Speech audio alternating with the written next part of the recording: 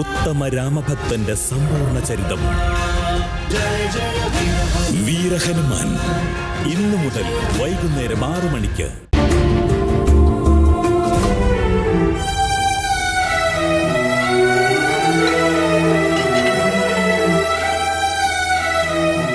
ഭാനു,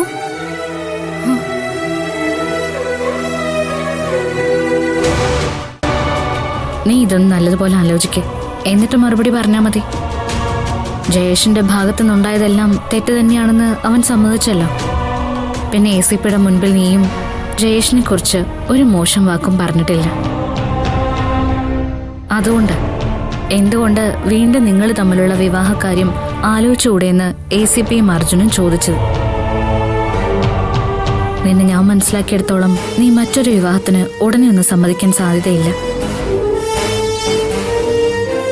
ഇതുവരെ നടന്നത് വെച്ച് നോക്കുമ്പോ നീ ഇനി കല്യാണമേ വേണ്ടെന്ന് തീരുമാനിക്കാനും സാധ്യതയുണ്ട്. ഭാനു, സംഭവിക്കാനുള്ളതെല്ലാം സംഭവിച്ചു. നിന്നെ പറ്റിക്കാൻ വേണ്ടി ഒരു തമാശയ്ക്കാണ് ജയേഷ് നിന്റെ വീഡിയോ എടുത്തതെന്ന് ACPയോടും അർജുനോടും അവൻ സമ്മതിച്ചു കഴിഞ്ഞു. ഇപ്പോഴും നിന്നെ അവൻ ഇഷ്ടമാണെന്നും പറഞ്ഞു. ഇപ്പോ ആ വീഡിയോ പോസ്റ്റ് ചെയ്തത് ജയേഷ് അല്ലാന്ന് നീ തന്നെ പറഞ്ഞു കഴിഞ്ഞു. അവനും അങ്ങനെ തന്നെയാണ് പറഞ്ഞത്. അതിനർത്ഥം നിനക്കിപ്പോഴും അവനിലെ ചില നല്ല ഗുണങ്ങൾ ഇഷ്ടമാണെന്നല്ലേ? ഭാനു, നിന്റെ മനസ്സിൽ എന്താണെങ്കിലും നിനക്കെന്നോട് പറയാം. ഒരിക്കലും നിനക്കിഷ്ടല്ലാതെ ഞാൻ ഈ കല്യാണത്തിന് നിർബന്ധിക്കില്ല. നിനക്കൊരു ഭർത്താവിനെ കിട്ടാനോ ജയേഷിന് മറ്റൊരു പെൺകുട്ടിയെ ഭാര്യയെ കിട്ടാനോ വലിയ പ്രയാസമൊന്നുമില്ല. എന്നാലും നിങ്ങളുടെ അഭിപ്രായം അറിയണമല്ലോ. ഭാവന, എന്തുവാ നീ ഇവിടെ നിർബന്ധിപ്പിക്കുകയൊന്നും വേണ്ട. മാത്രമല്ല, എനിക്ക് ഈ ബന്ധത്തിനോട് വലിയ താല്പര്യമൊന്നുമില്ല. പിന്നെ ഇവൾക്ക് അവനെ തന്നെ മതിയെന്നുണ്ടെങ്കിൽ മാത്രം ഞാൻ എതിർക്കുന്നില്ല എന്നേ ഉള്ളൂ.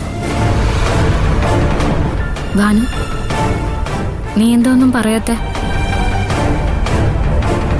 അമ്മ പറഞ്ഞത് കേട്ടല്ലോ. ഇവിടെ നിന്റെ തീരുമാനത്തിനനുസരിച്ച് കാര്യങ്ങൾ മുന്നോട്ട് പോവും. അല്ലാതെ നിന്നെക്കൊണ്ട് ഒരിക്കലും നിർബന്ധിച്ച് ഈ കല്യാണത്തിന് സമ്മതിപ്പിക്കില്ല. ഭാമയുടെ അവസ്ഥ നിനക്കറിയാലോ. നിന്നെ ആ കുടുംബത്തിട്ട് പന്ത് തട്ടി കളിക്കുന്ന പോലെ തട്ടി കളിക്കാനൊന്നും ഞാൻ നിന്നെ വിട്ടുകൊടുക്കത്തില്ല.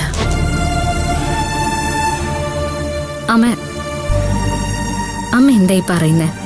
ഭാനു വെറും കൈയോടെ നല്ലല്ലോ അങ്ങോട്ടേക്ക് പോകുന്നേ. ഇന്ന് കോടികളുടെ ആസ്തി ഉള്ളവളാ. ഇവിടെ പണമല്ലല്ലോ വിഷയം, ഈ കുത്തുവാക്കുകളല്ലേ. ഭാനുവിന്റെ ജീവിതത്തിൽ അങ്ങനെയൊന്നും ഉണ്ടാവില്ല അമ്മേ. ഇവൾക്ക് ആ വീട്ടിൽ കയറി ഇരിക്കാനൊന്നും സമയം ഉണ്ടാവില്ല എന്ന് എല്ലാവർക്കും അറിയാം. ഇനി എത്ര വർഷത്തെ പഠിപ്പാ ഇവൾക്കുള്ളത്? അതുകൊണ്ട് മറ്റു വിഷയങ്ങളൊന്നും ഉണ്ടാവില്ല. ഭാനു, ഒരു കാര്യം ഞാൻ പറഞ്ഞേക്കാം. ഈ ബന്ധമായാലും മറ്റൊരു ബന്ധമായാലും കൂടിയാൽ 1 വർഷം. അതിനുള്ളിൽ നിന്റെ കല്യാണം നടന്നിരിക്കും. ഇതെന്റെ ആഗ്രഹം മാത്രമല്ല, തീരുമാനം കൂടിയാ. മറ്റൊരു ബന്ധത്തിനൊന്നും എനിക്ക് പറ്റില്ല. കണ്ടോ അമ്മേ? അപ്പൊ ഇവൾക്ക് ഇപ്പോഴും ജയേഷിനെ തന്നെയാ ഇഷ്ടം.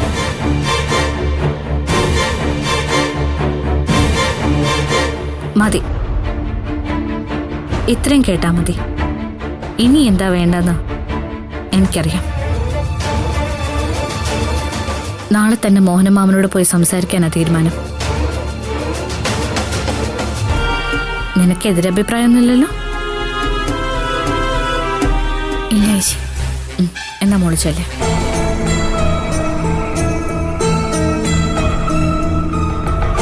അമ്മേ, നോക്കമ്മേ, എല്ലാം ഉടനെ ശരിയാവും. എല്ലാത്തിനും ഒരു സമയമുണ്ടല്ലോ.